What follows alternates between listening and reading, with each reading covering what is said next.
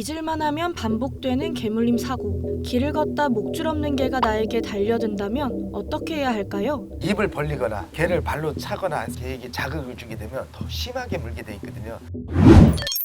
매년 2,000건, 하루 6건꼴로 발생하는 개물림 사고. 입막에도 목줄도 없는 개가 행인과 반려견을 습격하는 일이 계속되고 있습니다. 한번 시작된 입질은 제압하기 쉽지 않은데요.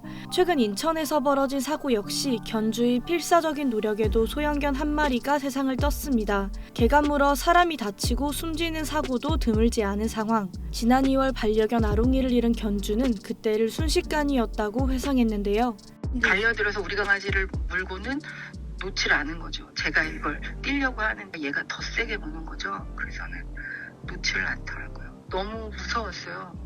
그 이후로는 이제 저도 이제 길 가다가 조금만 큰 개가 있거나 그래서 제가 너무 사냥감을 발견한 듯 달려드는 개. 어떻게 제압해야 할까요? 전문 훈련사에게 이야기를 들어봤습니다. 가장 먼저 해줘야 되는 동작이 움직이지 않는 거. 가만히 먼 산 쳐다보는 거. 오히려 소리치고 도망가는 행동을 해서는 안 돼요. 지형 지물을 이용하는 방법도 좋습니다. 전신주가 있다든지 나무가 있다든지 의자들이 있으면 옆에 서서 붙어 있으면 개들의 시야에서도 더 큰 동작으로 보이기 때문에 함부로 달려들지 않습니다. 개들이 달려들었을 때 가방, 모자, 신발, 겉옷 이런 것들이 있으면 가방을 막 흔들어주고 개가 달려오면 반대쪽으로 확 던져주게 되면 개는 사람보다도 휙 날아가는 것을 또 관심을 갖게 돼 있거든요. 그걸 물려고 따라가게끔 만들어주는 거. 가방, 모자가 없다. 그럼 신발이라도 던져주는 것이 최소한의 방어적인 행동을 할 수가 있습니다. 나에게 달려든다 했을 때 어떻게 하면 좋을지. 제일 좋은 방법은 깍지를 이렇게 끼시는 거예요. 깍지를 끼고 목덜미,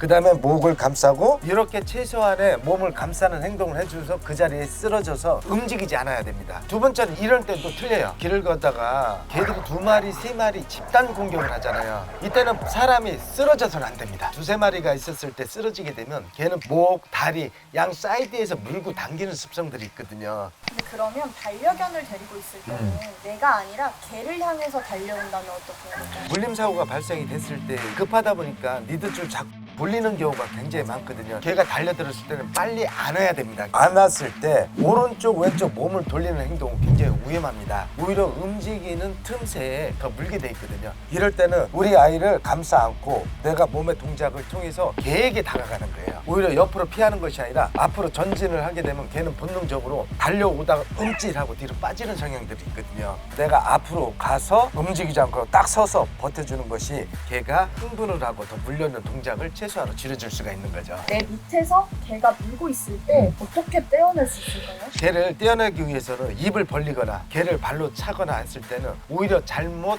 개에게 자극을 주게 되면 더 심하게 물게 돼 있거든요. 그래서 상대방 개의 덜미를 잡아주는 게 첫 번째 해줘야 되거든요. 덜미를 잡게 되면 개들이 고개를 돌리더라도 사람을 물 수가 없어요. 그리고 바로 해줘야 될 것이 들어 올리고 아랫배를 같이 잡아 올려주세요. 아랫배를 잡고 들어 올리면 입이 놓게 돼 있거든요. 전문가 입회하에 대처법을 체험했는데요. 팔을 물린 상황에서 소리를 지르지 않고 가만히 있으니 잠시 뒤 입을 떼는 걸 확인했습니다.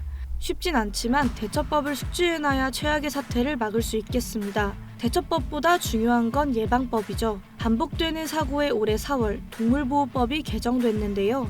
견주교육, 의무사항 위반 시 처벌 강화 등이 골자입니다. 하지만 이런 관리는 법으로 분류한 맹견 5개종에 집중되는데요. 맹견이 아닌 개가 공격하는 사고도 꽤 빈번하지만 가해견이 된 뒤에야 관리되는 허점이 있습니다. 가해견을 안락사해야 한다는 주장도 계속 나오는데요. 지난해 8월 설문조사에서 응답자의 절반 이상이 가해견 안락사에 찬성했습니다.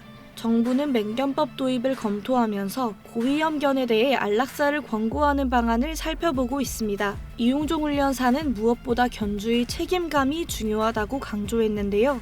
우리 아이가 통제불능이다. 컨트롤이 잘 안 되는 아이다. 짖음이 많다. 맹견이 아니다 하더라도 반드시 우리 반려견과 다른 사람들의 안전을 위해서는 입막의 착용 교육을 어렸을 때부터 해줘야 되는 것이고요. 우리 개는 괜찮아요 라는 생각들 많이들 하시잖아요. 사전 교육을 시켜주는 것 많은 도움이 될 수 있다. 꼭 지켜주시기 바랍니다. 우리 개는 안 물어요 라는 위험한 착각, 무책임이 화를 부를 수 있습니다.